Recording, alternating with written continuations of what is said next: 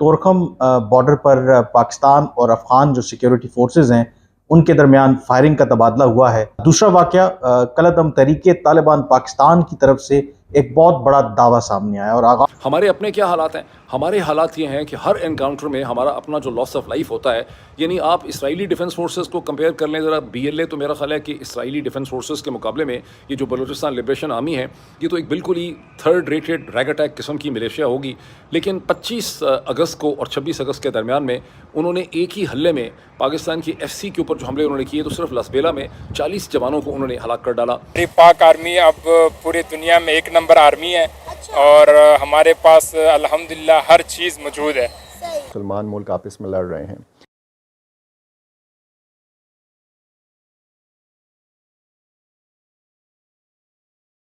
और हम इंडिया से कोई डरने वाले नहीं हैं और इंडिया अब हमारे जो पावर की चीज़ें हैं ना, उनसे अभी काफ़ी पीछे हैं। नमस्कार दोस्तों, आप सभी का स्वागत है एक और नए वीडियो में। उम्मीद करते हैं आप सब बहुत अच्छे होंगे। दोस्तों, कल के वीडियो में आप सब ने देखा होगा कि पाकिस्तान का इस वक्त सिचुएशन क्या है। इमरान खान के पावर शो से पूरी तरह से पाकिस्तान में तबाही मचा हुआ है। इस्लामाबाद पूरी तरह से बंद है, लेकिन वहीं दूसरी तरफ अफगानिस्तान के बॉर्डर पर भी ताबड़तोड़ हमले हो रहे हैं। अब इसके कारण पाकिस्तानी फौज वहां से डर के भाग रहे हैं। तो आइए देखते हैं इसको लेके पाक मीडिया में क्या चर्चा हो रहा है और पाकिस्तानी पब्लिक का क्या रिएक्शन आ रहा है। लेकिन वीडियो में आगे बढ़ने से पहले चैनल पर नए हैं तो चैनल को सब्सक्राइब कर ले और मेरा वीडियो अच्छा लगता है तो दूसरों में भी शेयर कर दे। तो आइए देखते हैं आज का वीडियो।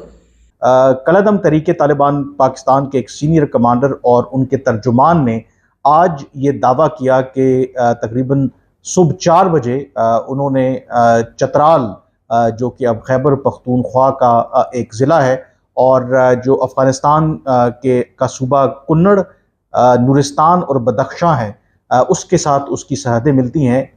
उनका ये दावा है TTP का कि उन्होंने एक जो कहा है कि ग्रैंड ऑपरेशन लॉन्च किया है और सरहद को क्रॉस करते हुए कई जो वहाँ के गांव हैं, कई जो देहात हैं चतराल के, उन पर उन्होंने कब्ज़ा कर लिया है। और इस हवाले से द खुरासान डायरी जो है, उन्होंने भी इस दावे को, या जो एक कमांडर ने उनके साथ फ़ोन पर बात करते हुए इस दावे को दोहराया है। और उन्होंने ये कहा है कि फ़िलहाल क्योंकि वहाँ पर इंटरनेट की कमी है या इंटरनेट जो है उस तरीके से अवेलेबल नहीं है, तो बहुत जल्द जो है वो इस हवाले से वीडियोज़ और तस्वीर भी शेयर करेंगे कि कैसे चतराल के जो कई गांव हैं उन पर अब TTP ने कब्ज़ा कर लिया है। पाकिस्तान और अफ़गानिस्तान की सरहद की जो सूरत हाल है वो इंतहाई दिलखराश है। दिलखराश इसलिए है कि दो मुसलमान मुल्क आपस में लड़ रहे हैं। कुरम अलीज़ई के मकाम पर जो पाक अफ़गान सरहद का इलाका है, ज़ाज़ई मैदान, खोस्त का ये इलाका है, यहाँ पर पाक अफ़गान फ़ोर्सेस जो हैं, यानी पाकिस्तानी जो सिक्योरिटी फोर्सेस हैं वो और अफ़गान तालिबान की फ़ोर्सेस ने एक बार फिर आपस में लड़ना शुरू कर दिया है। ये 4 दिनों में दूसरी मरतबा है कि इन क्लैशेस का आगाज़ हुआ है और इसमें इतलात ये हैं कि दोनों तरफ से जानी नुकसान हुआ है। इब्तदाई ज़राए तो यही बताते हैं और मोहतात जब अदाद व शुमार सामने आते हैं तो फिर वो ज़्यादातर दोनों अतराफ़ से फ़ोर्सेस के ज़ख्मी होने की इतला देते हैं। 4 सितंबर को एक वाक़या होता है जब वहाँ पर अफ़गानिस्तान की हदूद में अफ़गान तालिबान एक चौकी तामीर करना चाहते हैं, तो ये बताया जाता है कि जी पाकिस्तानी फ़ोर्सेस ने उनको रोका और फिर आपस में फ़ायरिंग का तबादला हुआ। अफ़गान तालिबान ने उस वाक़ये का रद्द-ए-अमल दिया था। बाकायदा जो अफ़गान तालिबान के मुतल्लिक़ हुकाम हैं, उन्होंने ये कहा था कि अफ़गान तालिबान ने पाकिस्तानी फ़ोर्सेस की फ़ायरिंग का जवाब दिया है और इसमें कुछ लोग ज़ख्मी भी हुए हैं। फिर बीच में 3-4 दिन गुज़रते हैं और 7 या 8 सितंबर को एक बार फिर ये सिलसिला शुरू हो जाता है। आज ये ख़बर आई है 8 सितंबर को कि इसमें कुछ जो तालिबान फ़ोर्सेस के सिपाही हैं ये मारे गए हैं। 8 की तादाद बताई गई है, कुछ ज़राए ने 8 बताई है और बताया गया है कि 16 ज़ख्मी हैं अफ़गान साइड से।